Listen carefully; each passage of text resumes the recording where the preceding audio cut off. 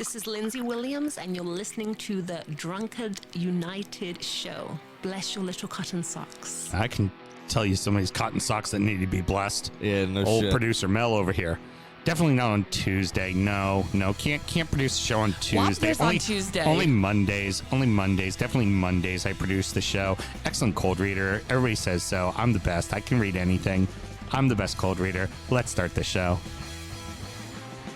Born in the land of Bowie, Maryland.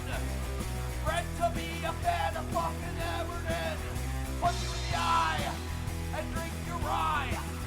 Sam Houston.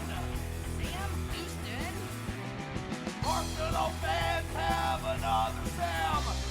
Right, the fucking Gooner Graham. Smells of a lord.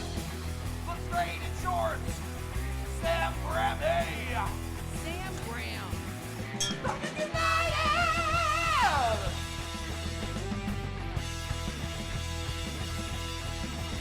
Fucking United!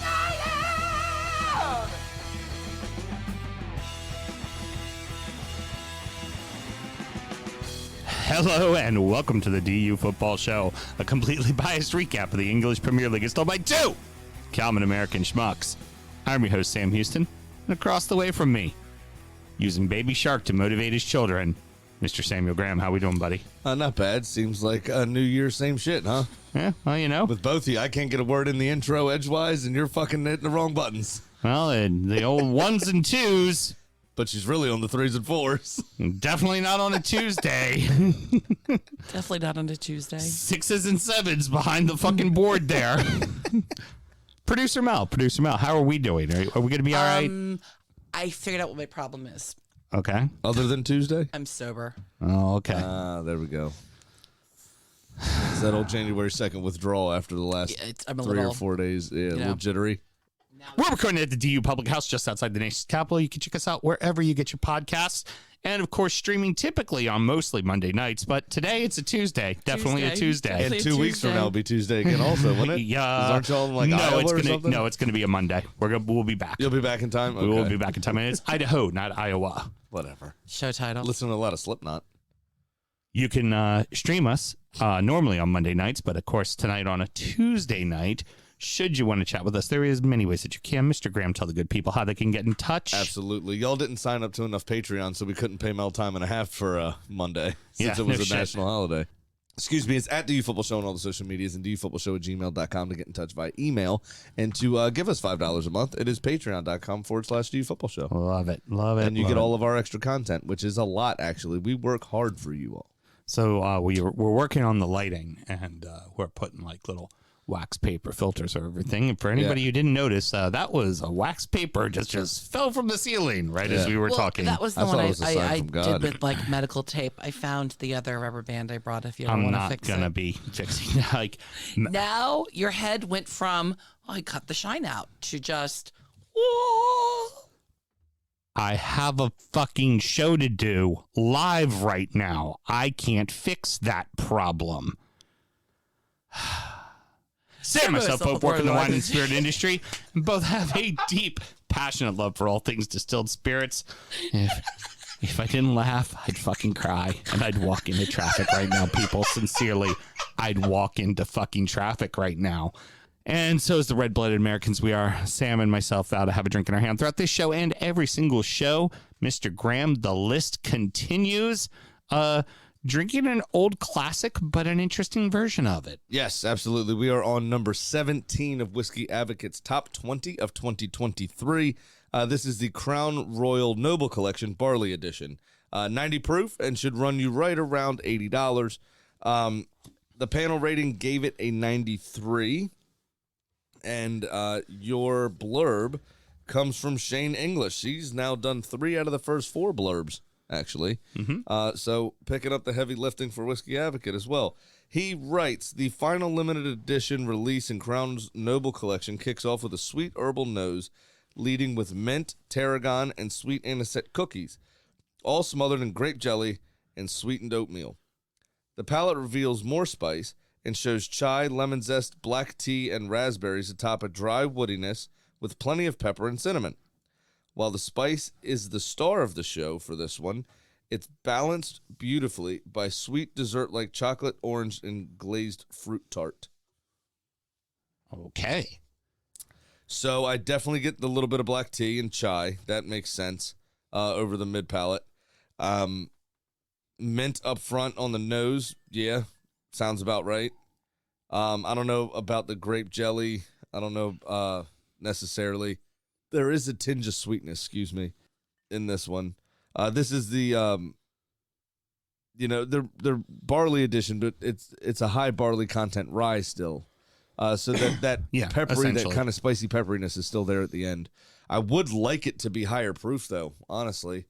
I kind of lose some of that pepper. It just doesn't have enough of a finish for me. Ironically, I felt like it needed a cube. I felt like it opened up a lot more with a cube than it did when we had it neat while we were doing sound check. Flavor-wise, yeah, but I just the finish just tails off. It's very short finish for me. Oh, it's exactly what I expect from Crown. Crown has always just been an uber smooth whiskey, even sometimes to its own fault, you know. But I'm glad to see that this is on the list. It's something different, that's for damn sure. Yeah, and I'm absolutely. not, I mean, it's super approachable. It's good. Don't get me wrong. I just want it to last longer. price in the bottle. She said, Yeah. Price on the bottle too also helps quite a bit. You know, it's not terribly expensive. actually under $100, which we can't say for most of this list. And I got it at Lax in Beltsville, so that was even less. Nice. So I got it under SRP. Yeah. It was 70 or 75 is what it ended up costing me. Great. You know them. They'll normally buy a ton of Crown in huge quantity, so a couple of cases of this drops the price down. Oh, yeah. Because they're buying a crap ton of Apple and regular Crown Absolutely. and all Yeah, that yeah, fun for stuff. sure. Very good. Yeah, but all in all, I'm happy. I'm glad to see that I haven't had a chance to have Crown has been on the list before with a couple of different iterations, and I haven't had a chance to have any of them. So this is the first one I've had, and Yeah, it's delicious. yeah, I'm happy with it. It's really good. So what else should we do, Mr. Graham? Always remember to drink responsibly and make sure you don't treat your wife like your dog. I ain't treating my wife like a goddamn thing. More like wife treating her husband that way, okay? That's what it's more like, all right? I love poking the bear.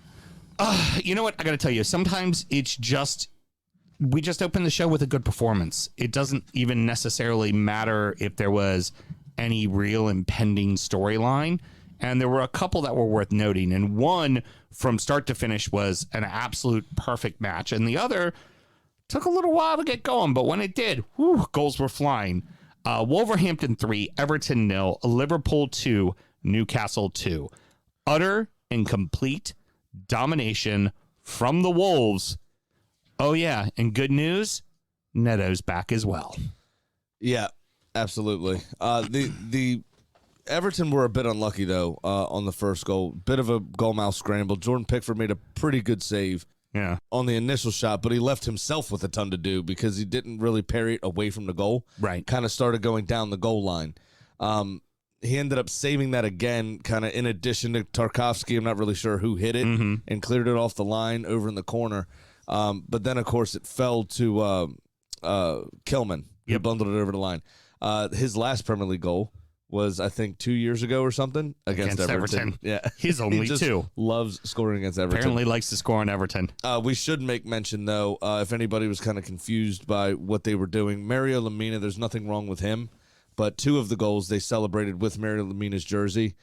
He is in France attending to family matters because his father passed away. He had been in the hospital for a couple of months and ultimately succumbed to whatever illness or injury that he had, which is obviously quite sad. And, we'll obviously send our condolences to the Lamina family. But he was in France tending to that, and why two of those goals were dedicated to him and his family. Of course. And Wang with a great goal for the second goal. Yeah. And both their center backs scored because also Dawson got in on the action as well. Yeah, Dawson got in there, but Cunha added the second. Was a wonderful run and cross by Hwang. Cunha was the one that scored the goal. Huang provided the assist. Cunha, that's right. I'm sorry. Huang did put the ball in the back of the net, but Korean got guy, called but got off. called back. Yeah, called off. A very similar move, actually. And I think it was Cunha that provided that assist. And then Neto put in one as well, and that got called off because of offsides. Also, I mean, this game could have been 5 or 6-0. Absolutely. Easily. Now, I think Pedro Neto coming back is going to be the biggest thing positive for Wolves, and he's going to have a lot to do straight away. Yeah. Because the Asian Cup starts. Wang's gone. As well as the African Cup of Nations. Now, I don't know where Totti's from. Do you? I do not.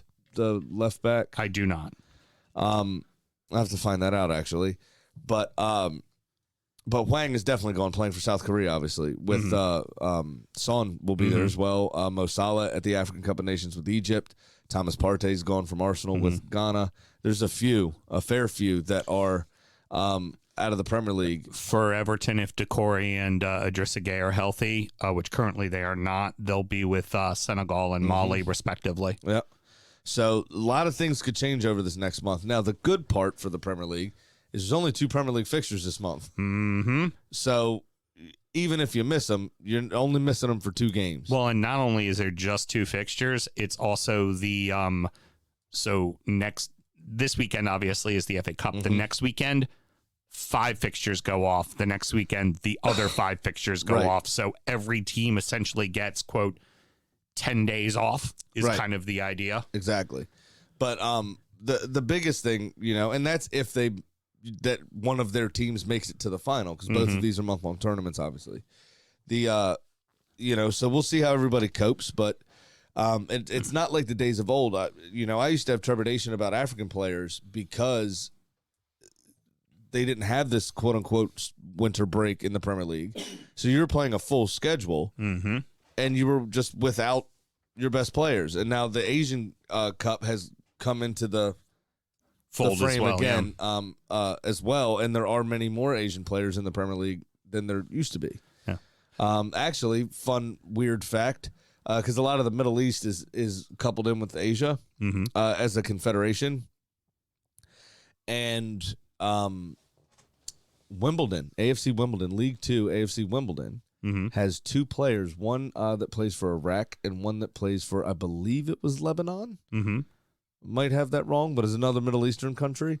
Had call-ups for the Asian Cup. Oh, geez. They're one of the only League 2 sides that have international players going to one of these major tournaments, which is pretty cool. And I heard today from when I found that fact out that apparently a lot of the supporters, rather than like I would do with a lot of African Arsenal players back in the day, is complain about them leaving.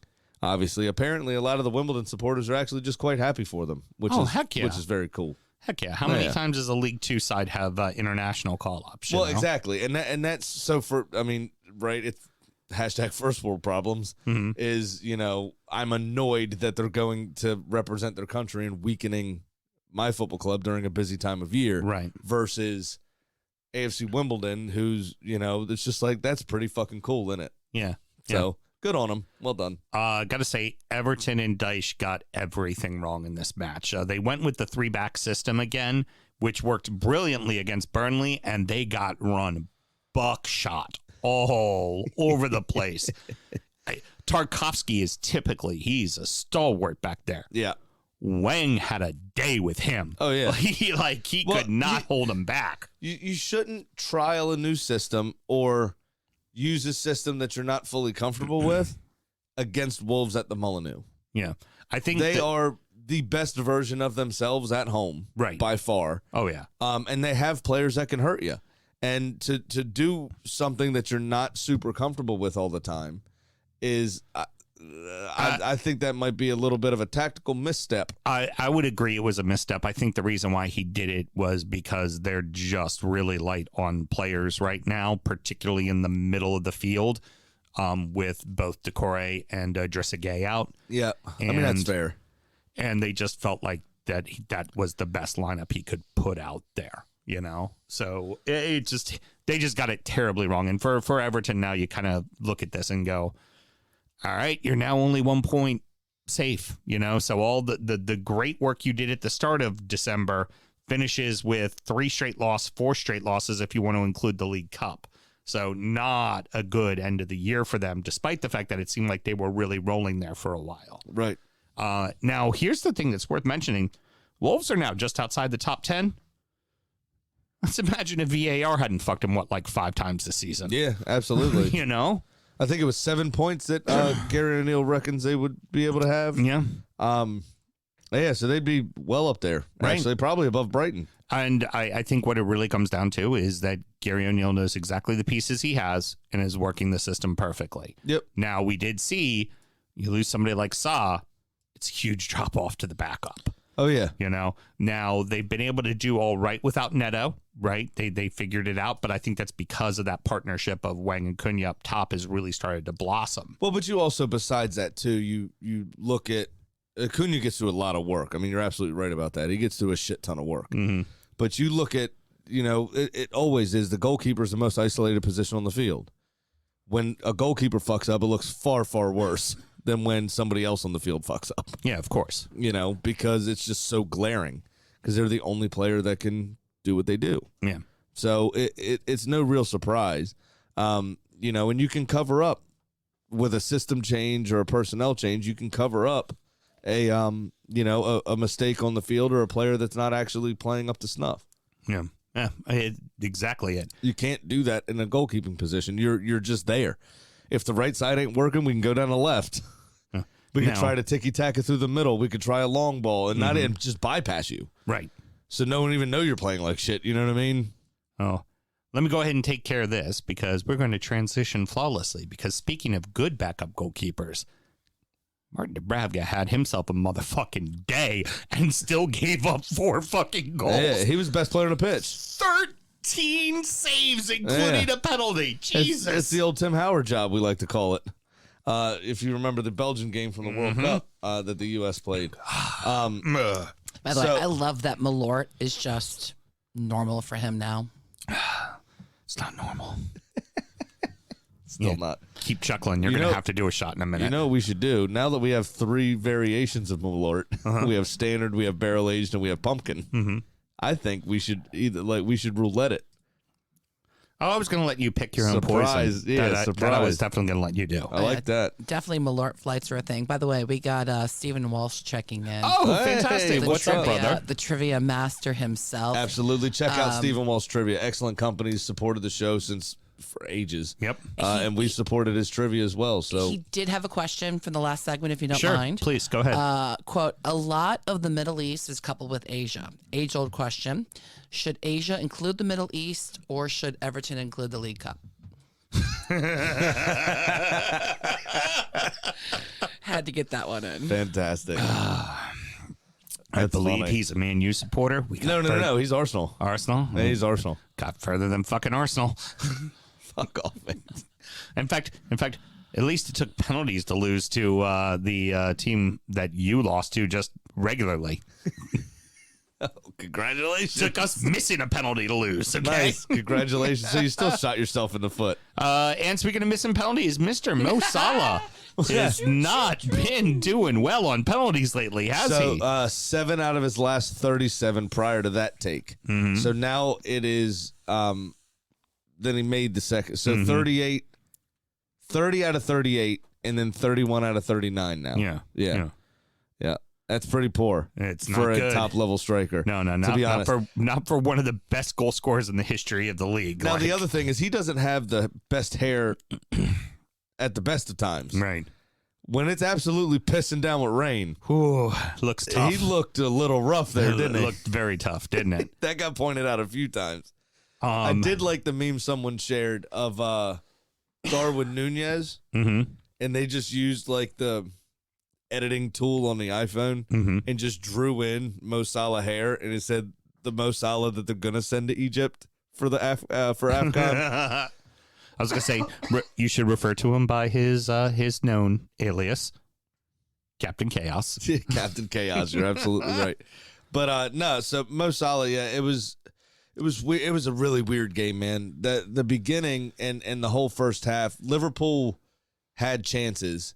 but they were super wasteful. And Dubravka In those standing chances. on his head. Yeah, but there wasn't even that much to do in the first half. Yeah. There wasn't even that much to do. Well, he did stop one one-on-one with Nunez. One or two saves. Yeah. But there wasn't that much to do in the first half. He saved the penalty, which was huge, and then the one-on-one chance. Other than that, they didn't really threaten too much. Right. They did put the ball in the back of the net. That got VAR'd.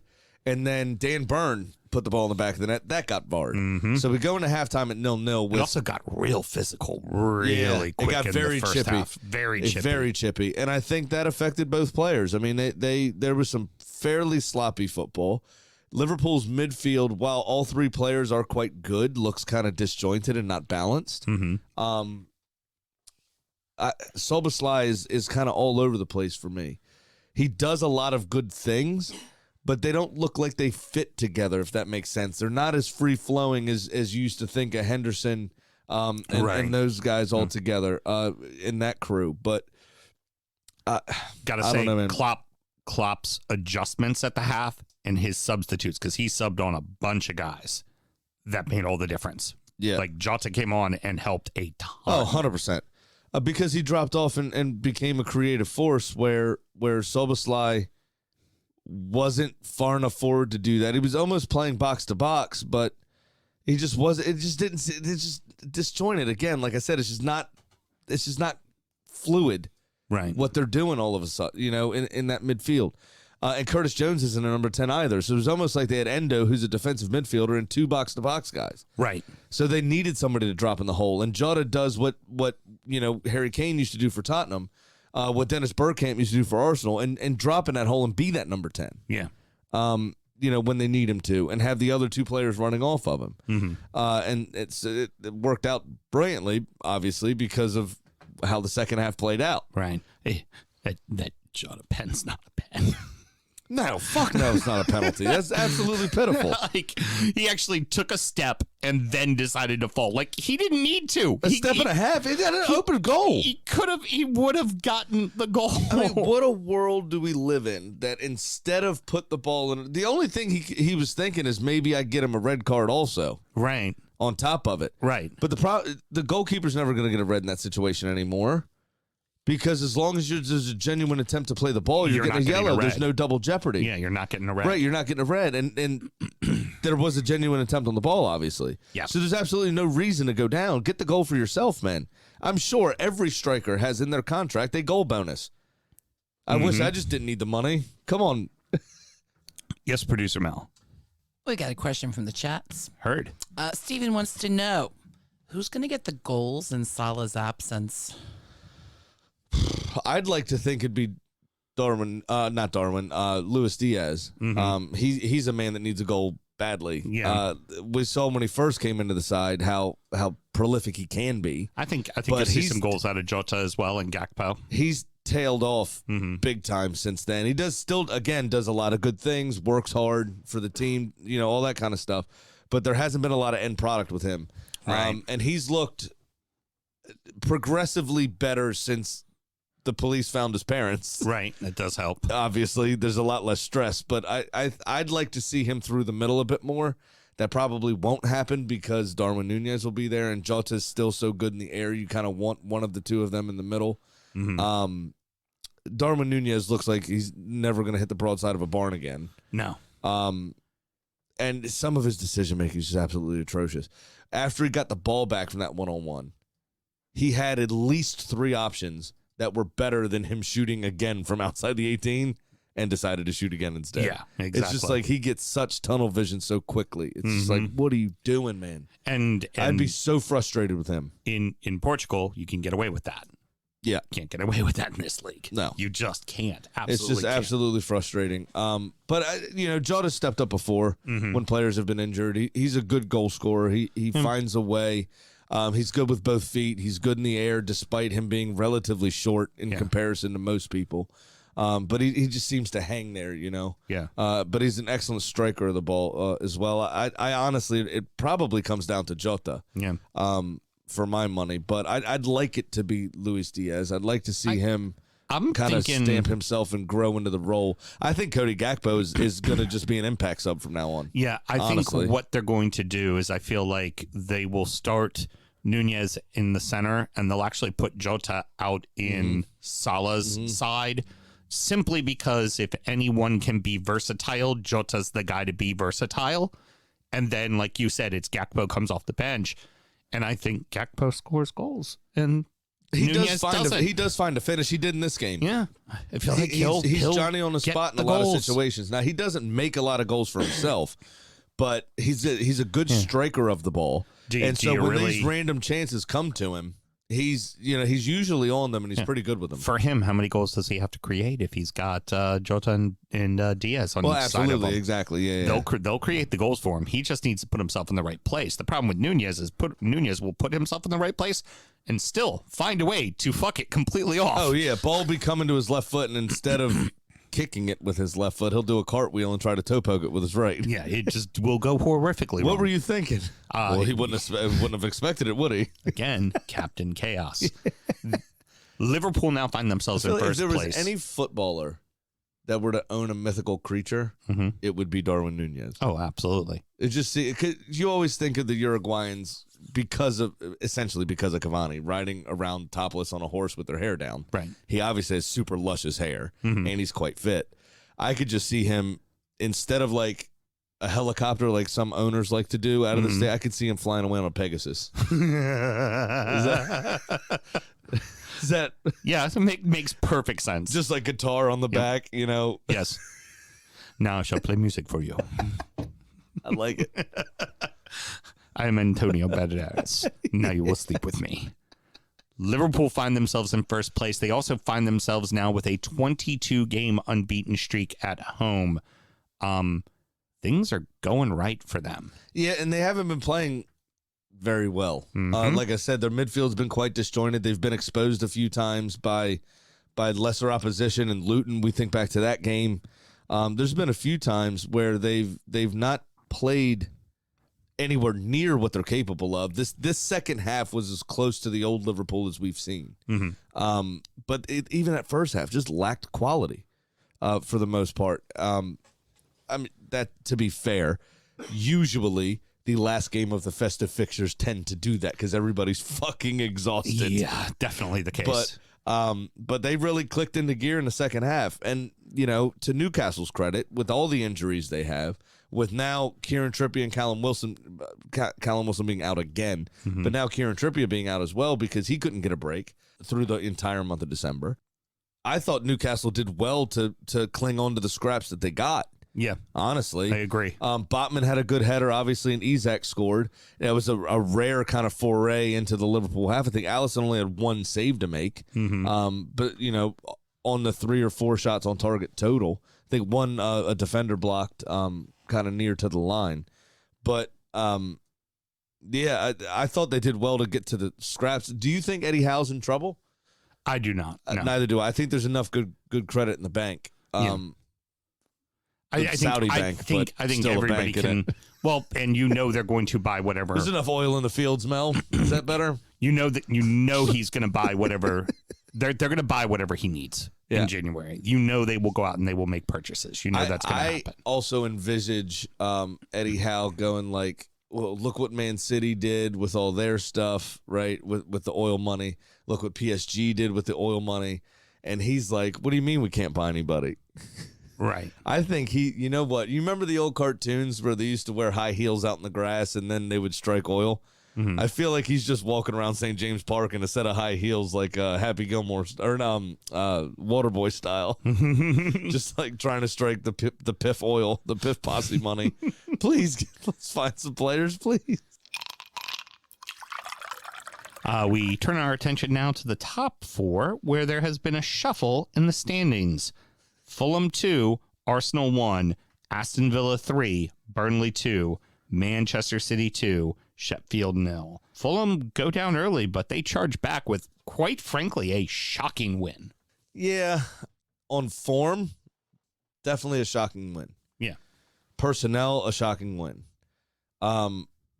Our spine is still relatively soft. I think this would have been a great game for Jorginho to be in. with Declan Rice to have a little bit more control.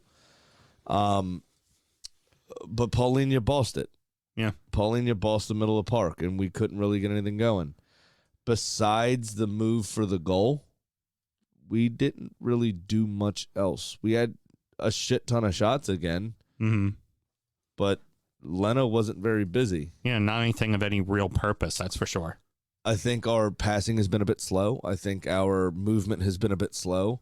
Where we're scoring, where we're going is we're catching teams on the break when they do tend to come forward. We're catching them on the break. There hasn't really been, kind of besides that Luton game again, where we've created anything from stagnant possession in their half of the field. It's all been transition. And when we slow down like that and they get 9-10 players behind the ball, in West Ham's case the other day, 11 behind the ball, at least, I'm going to say Fulham had a 4A forward and had 10 behind the ball because they left Jimenez up front. We just haven't really been able to penetrate that and break it down. I mean, somebody needs to have a shot from distance, and they need to make sure it's on frame. What do we used to say, even about our teams? If you make them respect you from distance, that draws the defense out. Like, oh, shit, I actually got to go mark this guy. He can hit him. Precisely. Right? So trying to walk the ball in the back of the net, it's like, Odegaard, have a pop from fucking 22, 25 yards out. Just keep them honest. Just make sure it's on target. You know, if it goes out for a throw-in, they're continuing to pack it in. Right. We don't need to worry about this guy. Yeah. But if it's just going over the post, if the keeper has to make a save, not even a hard save, just a save. Right. They have to respect that then, and it draws them out a little bit. That creates the holes, that creates the pockets for you to play through. And we just aren't finding that. Yeah. No. At the moment. And it's very frustrating. Jimenez, huge thing for him. Obviously, he sustained that skull fracture against us, David Luiz, back in the day, which kind of derailed his career a bit. And I think to score against us kind of brings that full circle for him and hopefully gets him some closure and confidence. And also, apparently last week, I forgot to mention this. Oh, I wasn't on the show. That headed goal he had midweek, first headed goal since the injury. Oh, that's good. Which is another milestone. Right. Right. And then, because obviously he wears that kind of pirate patch that's heavily padded where the fracture was. Right, of course. Yeah. I wanted him to go full helmet like Petr Cech, but well, he did the helmet for a little while, but yeah, it's a lot. There's only one short bus. There's only one true short bus. But I mean, so it's a good win for Fulham. I think Tom Kearney was excellent in the game, obviously, but Arsenal they need to play quicker. They stop doing dumb shit. Yeah. Bobby De Cordova-Reid's goal, that corner, like, what if the 5 different Arsenal players touched it in the box against each other? It's just calamitous again. Just fucking deal with it. So before I get to my next question, what poison would you like, sir? Pick yours. Original, barrel, pumpkin spice. I think we'll go pumpkin spice since it's still pretty cold outside. Okay. So we got to shake it up. That means there's sediment. Great. It's going to be like, why don't you just pour it and make him guess which one it is? It's Malort.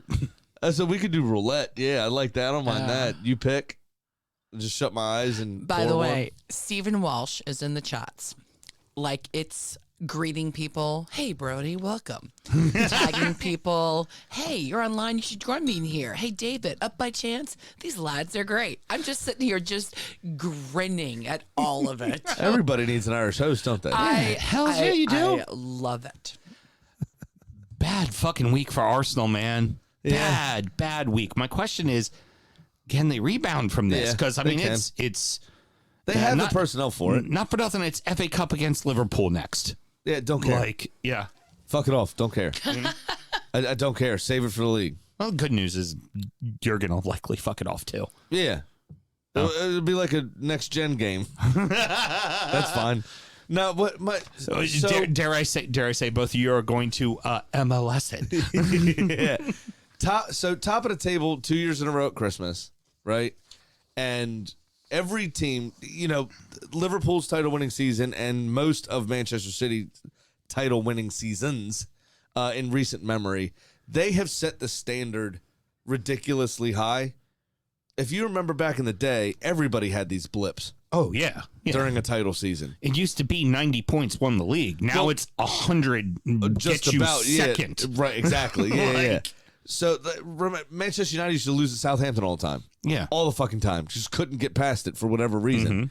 It was just a mental block. But, so we have the squad to cope. We will cope. We'll figure it out. I trust Arteta. I like the way we play. I thought this performance was the first one where I was like, ooh, that wasn't great. Yeah, because the loss to Villa, we played very well.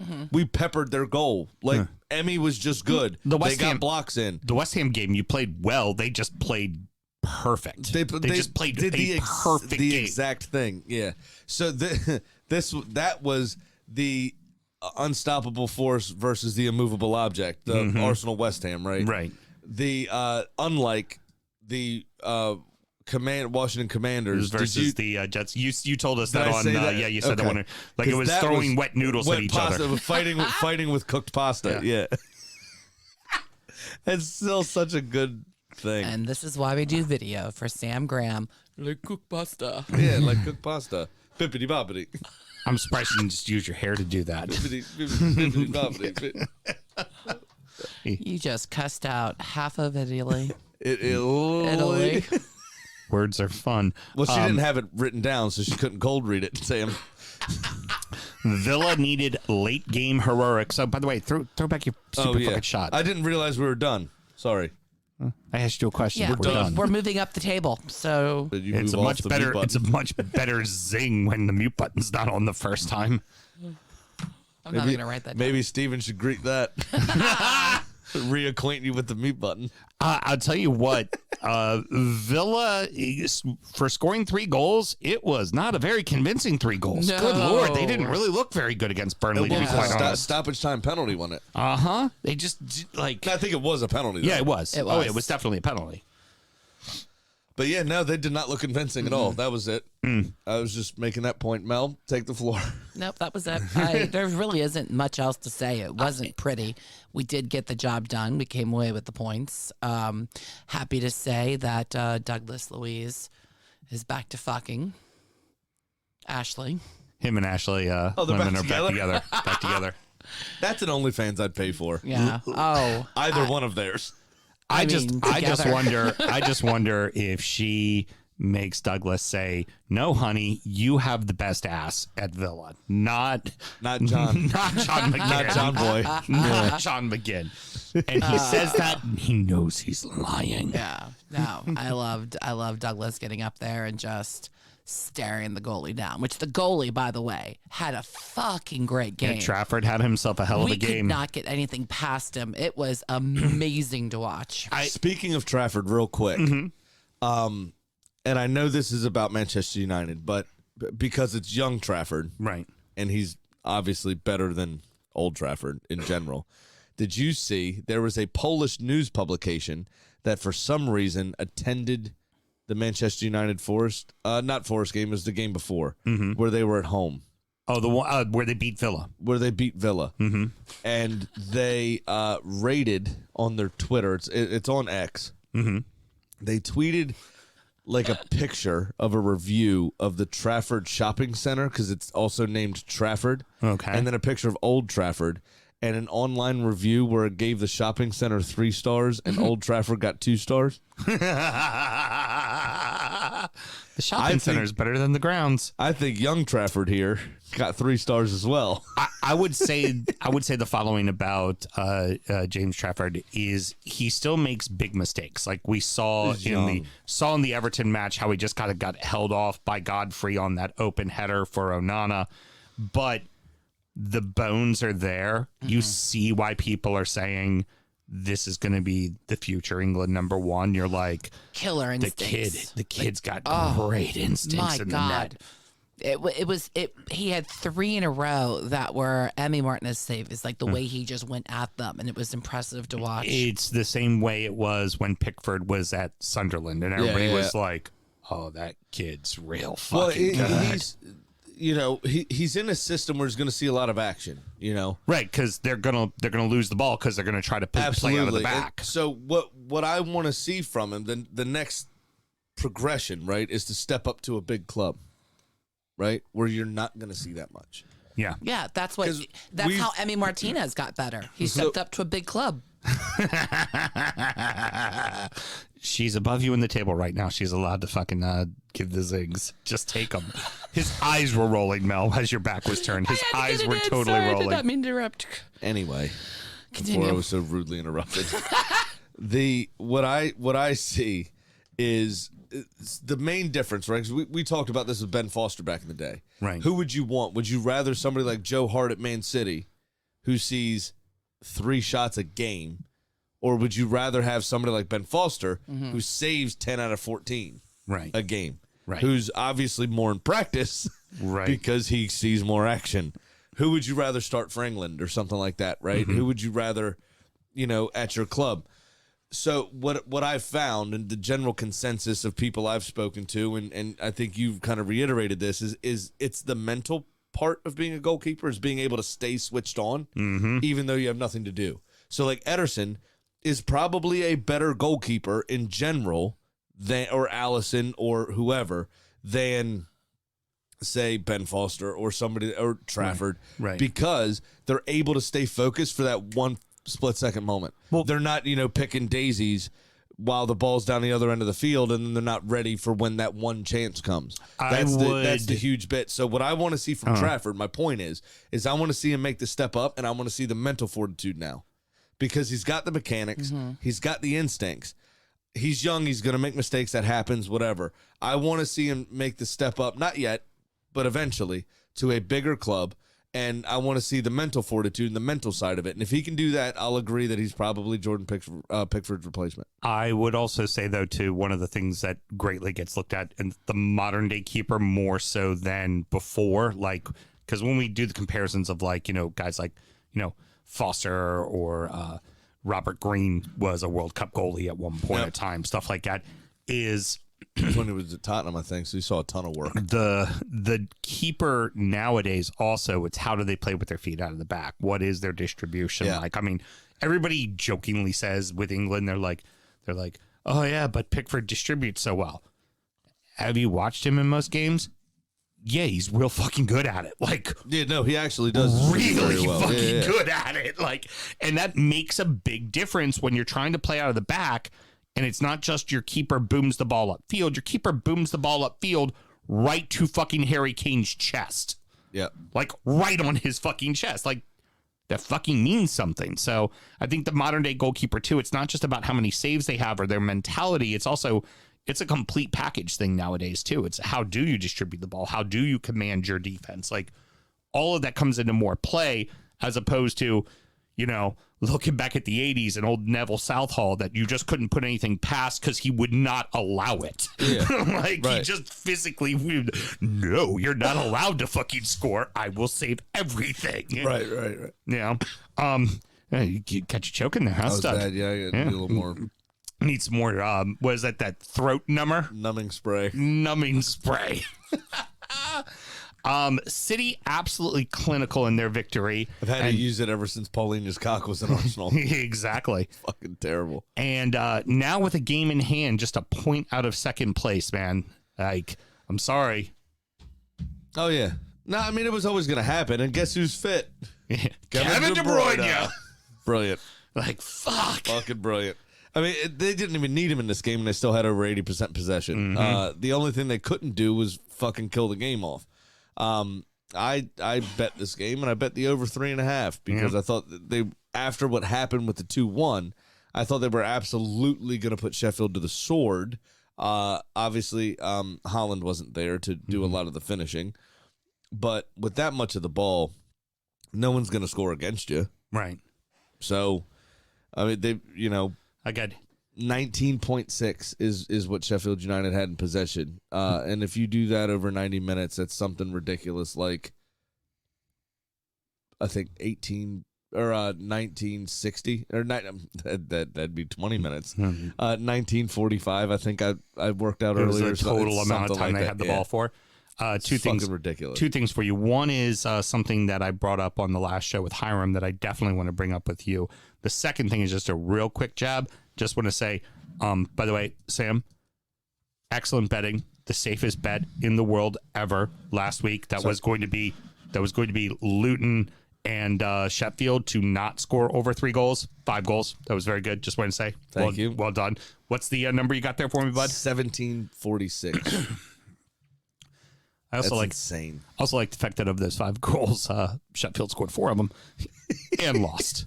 Because that's what you get out of a 20th place team. That's exactly what you get out of a 20th place team. The other thing I had for you that I was talking with Hiram about, and I wanted to talk with you about as well, finally feels like all the talent is starting to click with Phil Foden.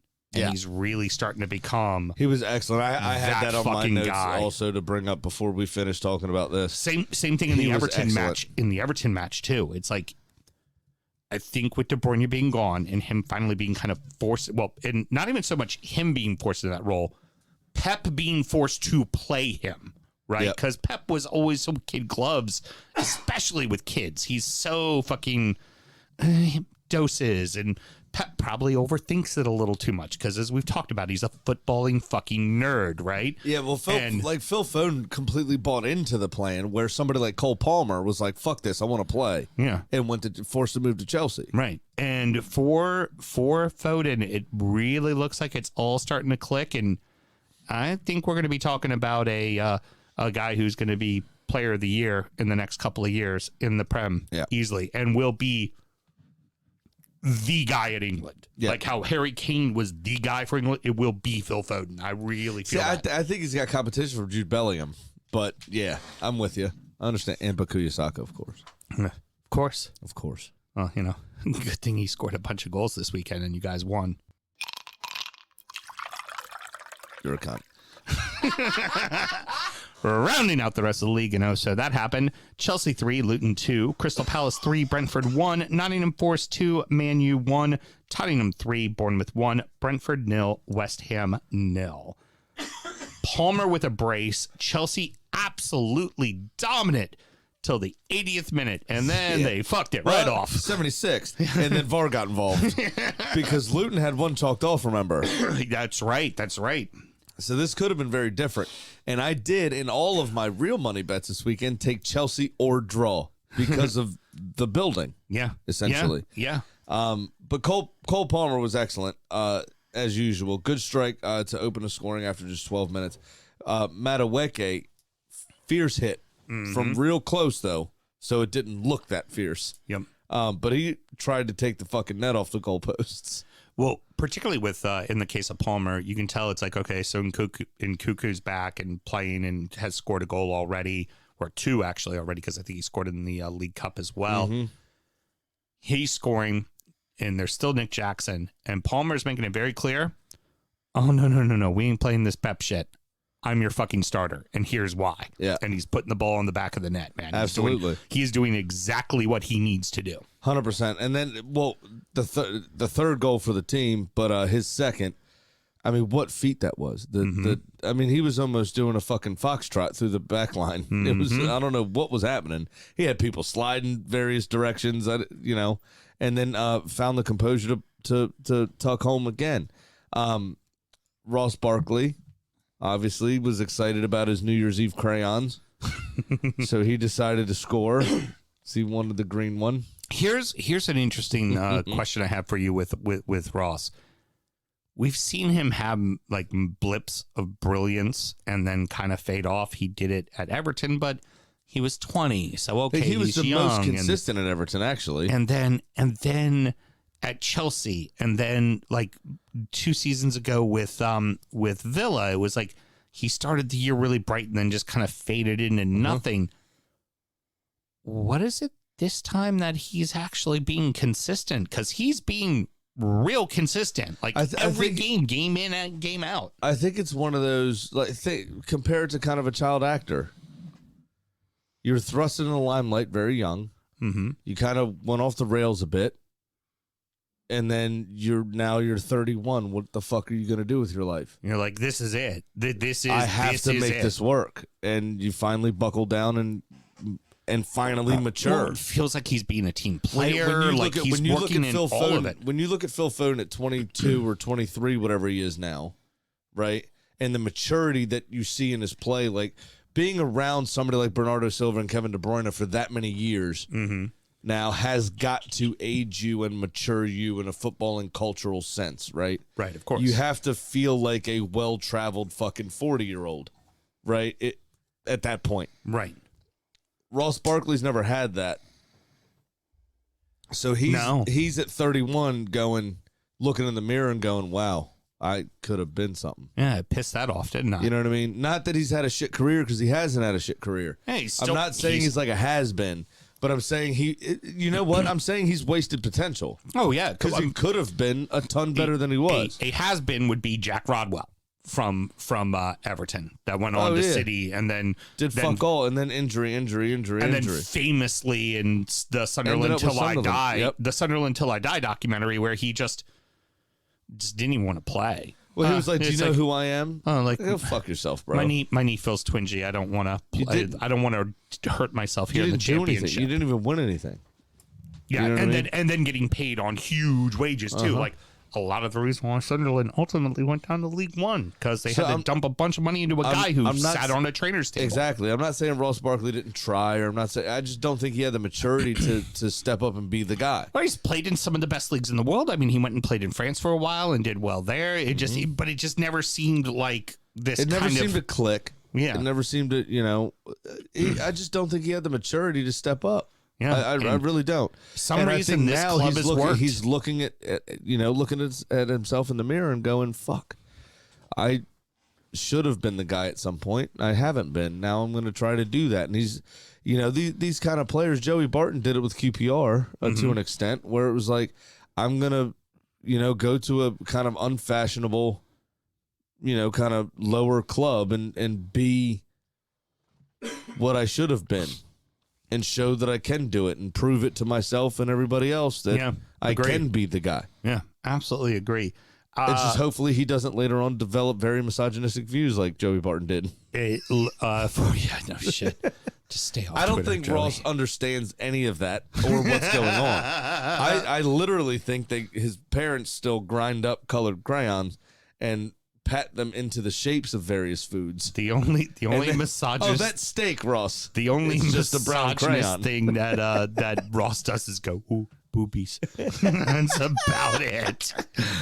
I don't think Steven meant to agree with you on that statement, but he does agree. He's finally showing what he could have done, and he says that Graham smashed it with that description of professionalism, and that Phil Foden was absolutely told that if you stick around, you'll be that guy.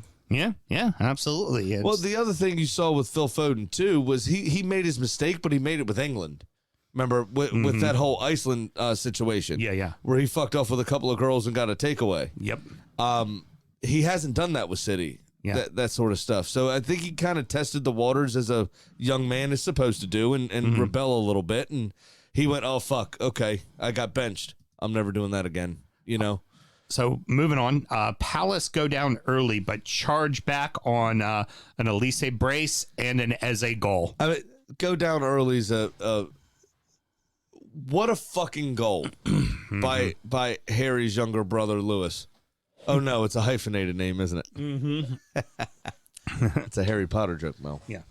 By Lewis. He doesn't have Graham Potter to make the jokes about, so he has to go back to the well. Kid. But he fucking had the magic, didn't he? That was absolutely brilliant. And then Brentford did fuck all the rest of the game because Eberechi Eze and Michael Elise fucking took over. Yep. And it was a joy to watch. Palace are such a different side when both of them are there. It is absolutely phenomenal. And I love Roy the boy. Like, interviewed afterwards, he was just like, they're like, because apparently they're talking to Steve Cooper, and he's like, don't disrespect me like that. You saw what we did today. I got this. Leave it be. I know what I'm doing. Right. Because you gotta love, like Roy and fucking like the Warlock, right? People like, they're so old. They just don't fucking care. Well, they can't let it go either, right? But it's also, I mean, think about it. How disrespectful would it be? And you're going to come into this soon as you're approaching 60 now. That you're 51. It's I can't wait till this fucker turns 40 because he is going to sob like a baby that he's an old man. This is why I stayed in the position I'm in, because my experience is valuable at my level. Heard. Okay. If I move up, I'm replaceable like Roy. Heard. Here's the thing, is he's 74 years old. Yeah? The club has to prepare for the future. Oh, of course they do. They have to plan for that. They have to line up his replacement. They have to be ready for that. And it's not a good feeling when that's being publicly talked about while you're still in situ. Just allow me And to say they can't let it go. People like Neil Warnock and Roy, they can't let it go. So I understand his frustration. He's asked about it week in, week out. I get it. And it's not a good feeling. What he would do well is to have a bit of grace about himself and go, yes, I realize I'm 74 years old. And I realize the club are going to eventually have to replace me. But I still feel like I can do the job. And by the way, so you know how young I am, I watch the TikTok, and I've seen the TikTok of myself pinging balls to players in the box from the corner, showing them how to fucking do it. Yeah. And he was doing it really well. Hey, it's actually. It's interesting. You should bring up, about Crystal Palace looking towards the future. If only they had the future with Patrick fucking Vieira, who they shouldn't have fucking fired. Sorry, I just want to get that out of my We'll system. talk about that on the EFL show. a little something in my throat. There's another team that shouldn't have fired somebody Oh, Jesus. in the old championship. Keeping it going, Nottingham Forest and Manchester United. Oh, thank God the first half's over. Jesus Christ, because that's The about worst. exactly what the first half was. Nothing. That was my hard-hitting analysis. Here it is. Here it is one more time.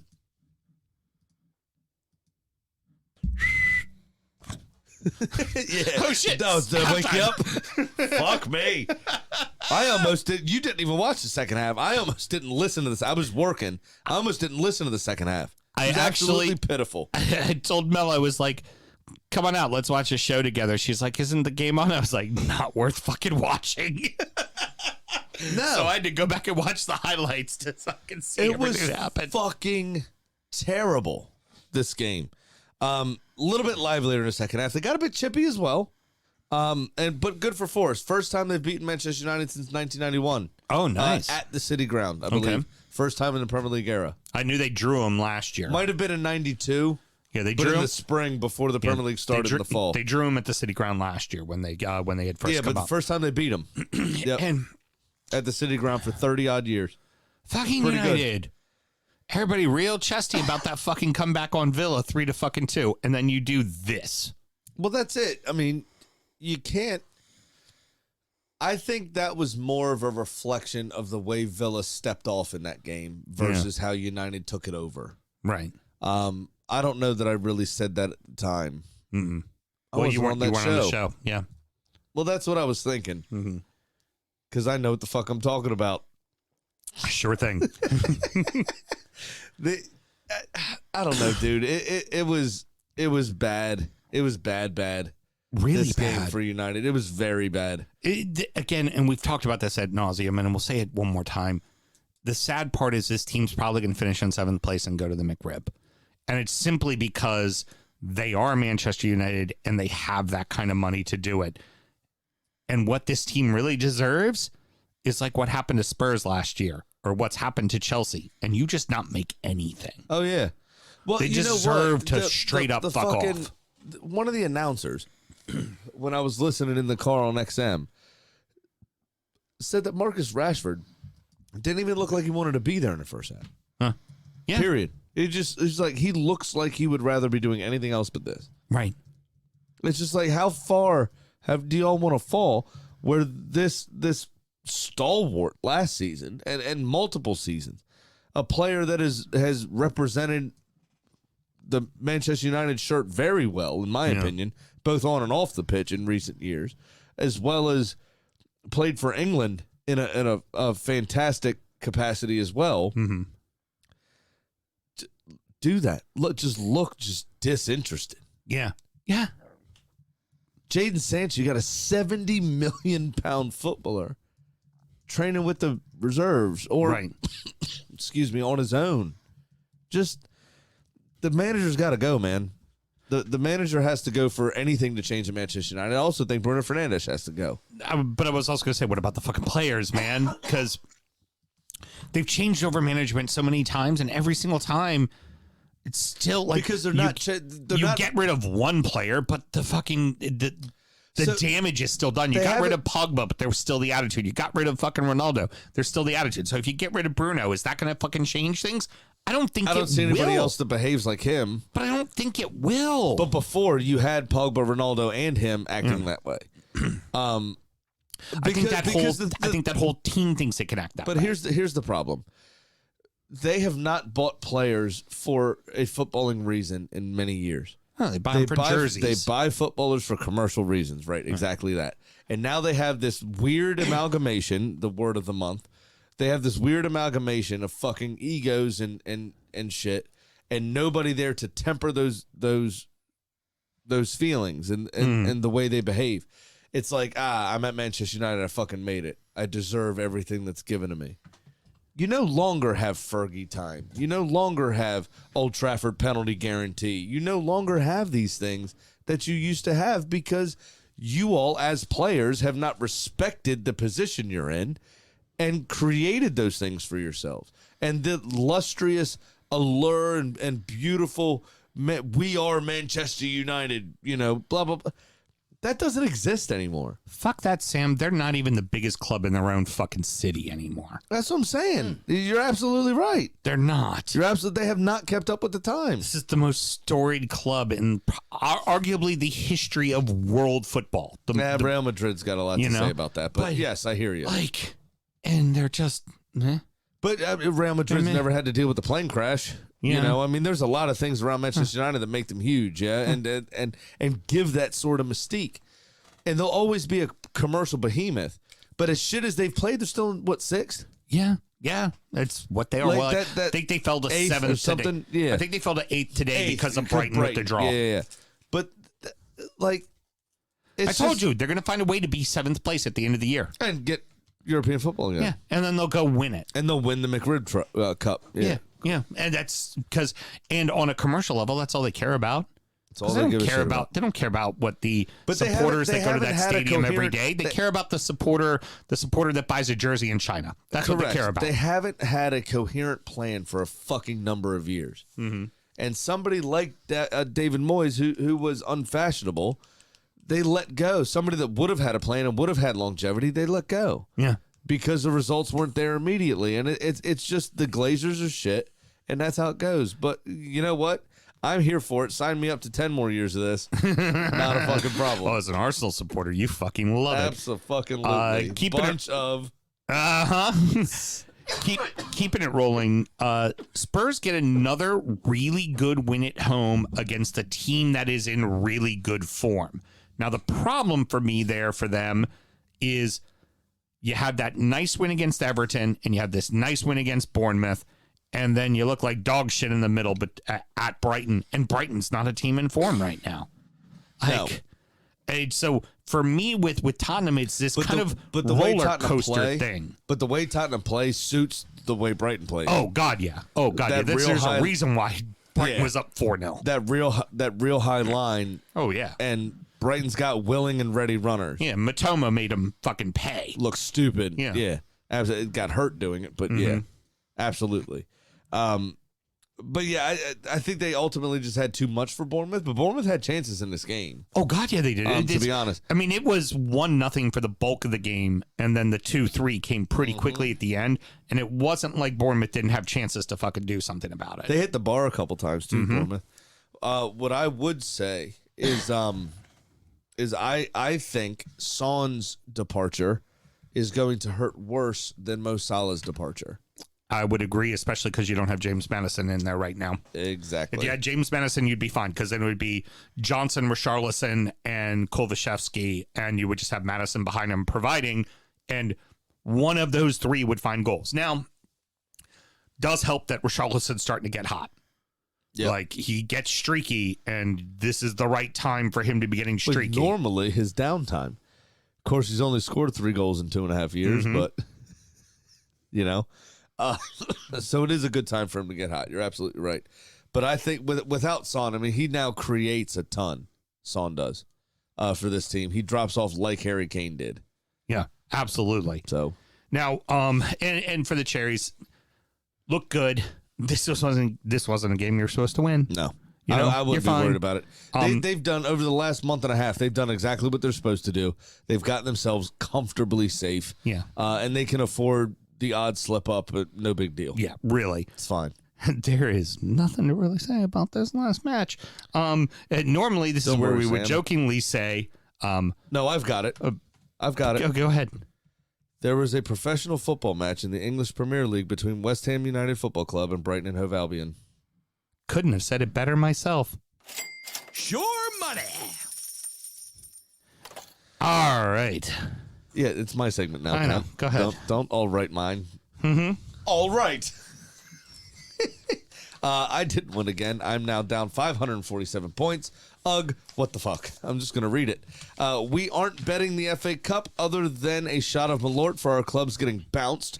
So we will be back next week with our bets for the following weird-ass week of pseudo-winter break stuff. Do you have yours? I have not written it yet, but Okay. I do have it. You go ahead. So Graham's Gunners fucked me, and I'm now down $239. Big Sam's Lock of the Week. Mr. Graham, did you know that 21.052632% of the time? You know what, Stephen? It works 100% of the time, stud. For mine, I thought we were past. He is a numbers guy. Yeah, I thought we were past the Wenger bottling it era, is what I wrote for mine. So, you know, thanks. Really, good work. It's the only part of my bet that didn't hit. I picked all favorites. Nice. The only part that didn't fucking hit. So did I. All right, I said I got DP'd by City's goals and Arsenal's performance. there we go. Just fucked right out of both of them. All right. Yep. Well, Kitty also missed with Arsenal, and she was on a bit of a burner She was there. on a tear. But she finishes the calendar year at 12-6, man. And Mel, what should we all do whenever we gamble? Always remember to gamble illegally and responsibly. Very nice. Well, kids, we're going to keep the cameras rolling here because we're going to do the EFL show. And we're also going to do our injury time show, which is going to be the FA Cup. But before we get to that, Mr. Graham, any parting words? Yeah, I want to make mention for probably one of the greatest almost goals that'll ever be scored. And there's only one comparison I can think of off the top of my head that actually did go in that everyone will remember. Roberto Carlos for Real Madrid hugging the left end line with his left foot somehow managed to strike the ball in a manner in which it bananaed into the far corner. Yep. Trent Alexander-Arnold, after fucking up the follow-up to Mo Salah's penalty, which was probably an easier chance, Yeah. almost did that on the right side. Yeah, and it'll never be remembered, and nobody will give a shit because it hit the crossbar and didn't go in. But it was fucking an excellent strike. It was an excellent strike. And in 3 weeks, no one will remember that it happened, and I think it deserves a mention Very because it was good. brilliant. Very good. So, like I said, next up for us is going to be our EFL show, where we're going to talk about the lower three leagues, which have been, whenever Klopp likes to complain about, you know, too many games or, you know, playing on a Wednesday and then playing the early match on a Saturday, I would just like to let it be known the right before Christmas, Friday, no, it was a Saturday, a Tuesday, a Friday, and a Monday. 4 games in the last 10 calendar days for the Championship, League One, and League Two. Speaking of Jurgen Klopp. 4 games in 10 days. Speaking of Jurgen Klopp, and you just reminded me about this and his complaints and everything else. Did you see him lose his wedding ring post-game? Yes, I did. Did you hear what he had to say about it in his post-match press conference? I just heard that the cameraman found it, and he said he was going to be in really deep water if he didn't find it. Yes, but before that, he preceded that by saying, the cameraman who 6 or 7 times this season has annoyed me did me a solid, so now he gets a few free hits. There's always a thinly veiled dig. Oh, yeah. Never always. far away for no reason. He's never happy. And you could hear him on the camera's microphone. You could hear him say, "Oh, thank you so much. This is very important." And so You know, and then to dig him out. So we got the EFL show coming up. Fucked. We're going to stay live for that. We are going to take a quick break to just go get some beers and go to the bathroom and all the good stuff. And we're going to come back and do that. And then after that, we're also going to do injury time, which is typically through our Patreon. If somebody wants to find our Patreon, how they go about doing that, It's Mr. Graham? patreon.com/DU Football Show. It's just $5 a month. You sign up to a recurring payment and you get all the extra stuff I know that Sam's talking about. I know you said we were recording it for a video. Are you going to stream it? We are going to stay live this entire time. We're going to also do injury time because we're also releasing injury time for free to everybody this Thursday. Why would that be, Sam? Because it's a New Year's miracle, Sam. It's the FA Cup third round. Our favorite weekend of the fucking year. Put it straight in our veins. We are fucking junkies. Put that brown right there. So the injury time that is normally what we refer to as DU After Dark will not change. No. However, We'll fix the lighting. Sure. I kind of like to watch. But it's going to be our preview of the third round of the FA Cup, which we normally do a fully separate show for. But instead, we want to give you guys a glimpse, give you a little freebie in the hopes that you will, those of you that aren't, and I don't know why you wouldn't be, but signed up to the Patreon so you get this every week. Mr. Graham, we have 4 non-league sides in the third round of the FA Cup. And we are going to talk all about them, baby. This is what it's about. We are going to talk about David the v. Stone. Goliath. We're going to talk about the shots. We are going to talk about the Spirettes. And we're going to talk about the Spitfires, baby. Yes. That is exactly who we are going to talk about. You know what it's not? And I'm a little disappointed because this happened in the Egyptian Cup last week. What's that? It's a bit of a weird one. But African team names have always been a thing that is near and dear to our hearts. You remember Police Machine Yes. and a few of their things that are nefariously gotten up to. A lot of princes like to name teams after themselves. Yeah, but there was a very vortexy moment that happened in Egypt in the Egyptian Cup, and that was Pyramids played Modern Future. Oh, really? Okay. I like that. Modern Future versus Pyramids. The history. Fucking brilliant. So good. I believe Modern Future won because of gunpowder. Right there. Right there in the vein. That is all there is to it. Yeah. Yes, So the producer. FA Cup throws up a lot of that cool shit too. But yeah, I mean nothing really beats African Cups, to be honest. Go ahead, Mel. Are we going to be doing a third spinoff next year? Maybe. African clubs. Just do TikToks about it. It's better. Stephen Walsh, from Steve Walsh Trivia, said, first time being a part of this. You guys are amazing. Oh, thank you, sir. Thank you, Sam, Melissa, Sam. I really like how we sandwiched that. And he asked Well, for that's some what's going to happen links. later. It's not. And since we're, Sneak peek to injury time.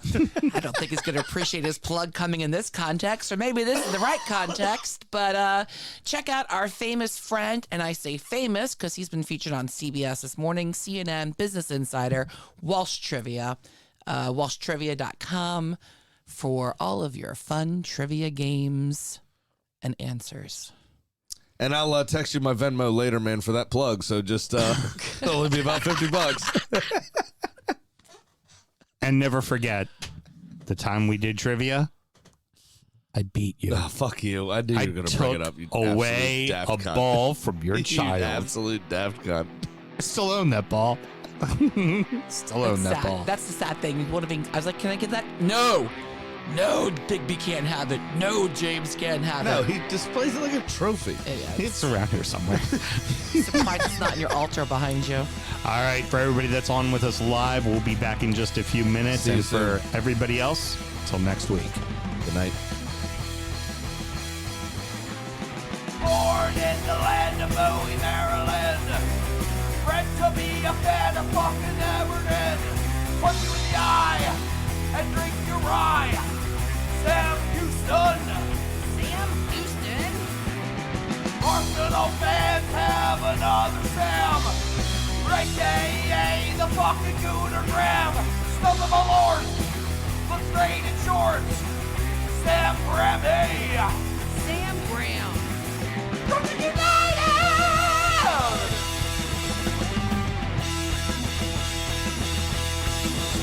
Brooklyn United!